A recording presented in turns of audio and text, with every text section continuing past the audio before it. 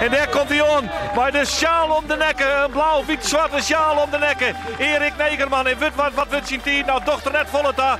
2:23:49, dat is de tijd van Erik Negerman.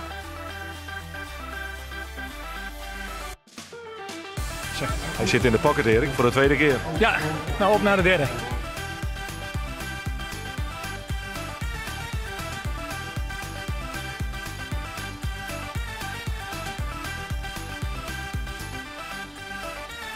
Ilona Kruis dus van Isbrechten, 43 jaar oud, is onderwijs naar de winst bij de vrouwen.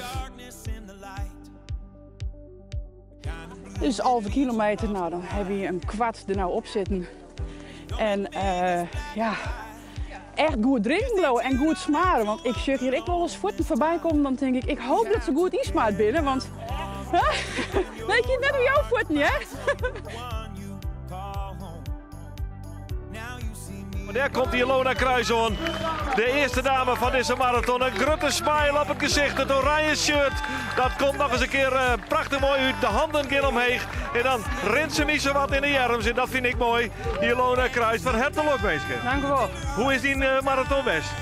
Nou, het laatste 10 kilometer die vrij pittig door de hitte. Wij hebben hier de stickers en wij hebben de eerste oase, Arendsjong. En wij plakken de vleugel van het vogeltje plakken wij op de stempelkaarten van de deelnemers. Nou, dat zit dus hier op de stempelkaart van deze 12 vrouwen. De eerste... Wij hadden de eerste binnen. Ja, Jim had de eerste binnen, dat is dus een vleugel van de vogel. En dan in de oase 2 en 3 krijg je hem de rest van de vogel. Klopt, we moeten het verzamelen en dan aan het einde kunnen we dit inleveren en dan krijgen we dus slachtoffersblokje.